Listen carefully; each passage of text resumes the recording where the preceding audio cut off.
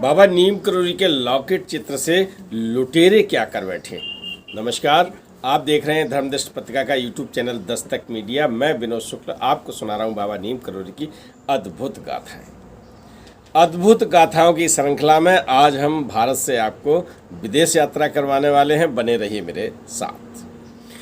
महाराज जी का एक भक्त है जो 1983 से कैची धाम या जहाँ पर भी महाराज जी का जो धाम है, वृंदावन है और कहीं पर भी है, जहाँ जहाँ मौका मिलता है दर्शन करने चला जाता है और विद्यार्थी जीवन में है। उसके साथ वर्ष 1995 में एक घटना हुई। नाम है संदीप राज और संदीप राज उस समय 1995 में रूस में चिकित्सा यानी MBBS की डिग्री के लिए पढ़ाई कर रहे थे। तो बड़ी व्यवस्थाएं होती हैं, बाहर जाता है आदमी तो परिवार वाले और सब लोग काम करते हैं, के लिए व्यवस्थाएं करते हैं।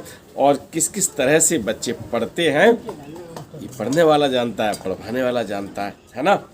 तो इन सब स्थितियों के साथ उसकी आध्यात्मिक यात्रा भी जारी है। अब रूस में रहता है, उसकी इच्छा होती है कि महाराज जी के दर्शन कर लिए जाएं, महाराज जी के धाम में चलें।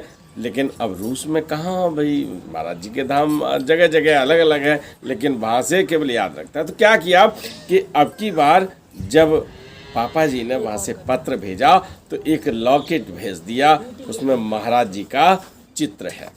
हमने भी तो पत्रिका के साथ लॉकेट भेजे ना आपके पास। बस ऐसा ही लॉकेट जब उसे मिला उसने गले में टांग लिया।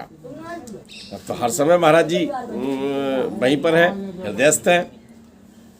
एक दिन क्या हुआ कि संध्या बेला थी, खाने पीने के लिए पाव खरीदे उसने, कुछ और खाद्य सामग्री ली और दुकान से जब निकला तो कुछ धनराशि जो थी ना वो जेब में थी। कुछ लुटेरे वहाँ खड़े थे, उन्होंने देख लिया कि इस बच्चे के पास पैसे हैं, पीछा करने लगे।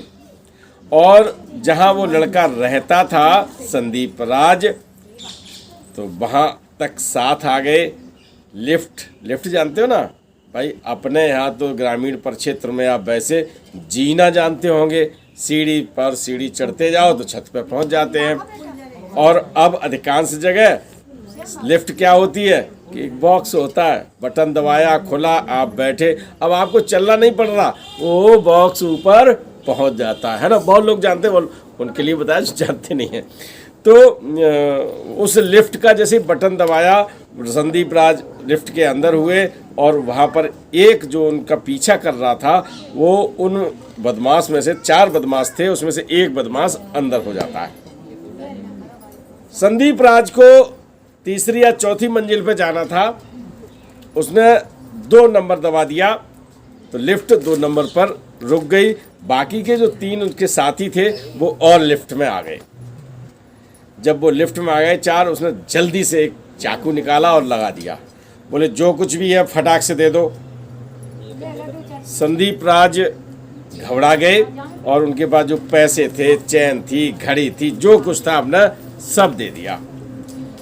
अब ये सब कुछ देते समय उन्हें एक याद आता है कि अगर हम ये नहीं दें तो अभी मर्डर हो चुका, कोई घटना हो गई होगी, किसी को मार दिया होगा ऐसे लूटने में, विरोध करने पर, उन्हें सब दे दिया। उन्हें भाई देखो हमसे मत बोलो और आप सब ले जाओ। उसी समय जो चैन पहने थे संदीप राज, उसमें महाराज जी का लॉकेट था।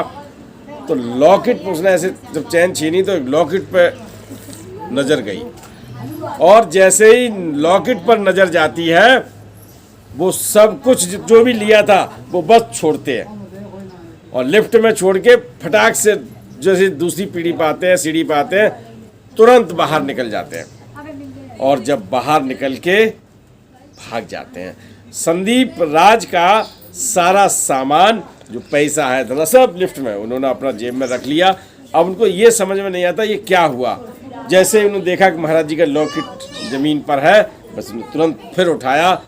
तब उनको ये समझ में आया कि महाराज जी ने लॉकेट में क्या प्रकट कर दिया। पता नहीं क्या अनुभव हुआ होगा लुटेरों को, लेकिन महाराज जी का जैसे ही उन्होंने चित्र देखा लुटेरे सब कुछ एक तरह से या सम्मोहित करें या ये कहें कि उनको कोई करंट लगा या उन पर इस तरह की भावनाएं आ गई कि ये सब छोड़ो, यहाँ से प्राण उनको क्या दिखाई पड़ा होगा। हो सकता है महाराज जी 10-20 लोगों के बीच में ऐसे दिखाई पड़ रहा होगा, 10-20 लोग आ गए, या उन्हें दिखाई पड़ रहा होगा पुलिस, कुछ भी उसमें अनुभव। ये तो मेरी कल्पना की बातें हैं, ये लिखा नहीं है। लिखा केवल इतना है कि संदीप राज का सारा सामान छोड़ के लुटेरे भाग गए। क्या रूप था क्या नहीं, कल्पना आप भी कर सकते हैं, कल्पना हम भी कर सकते हैं, लेकिन परिणाम जो रहा वो एक लॉकेट महाराज जी का चित्र देखकर लुटेरों की मनोदशा बदल गई। तो मित्रों, जब कभी कोई संकट भी आता है अगर किसी के साथ, तो हम केवल यही प्रार्थना करते हैं कि महाराज जी आप पर उस समय कृपा बरसाएं।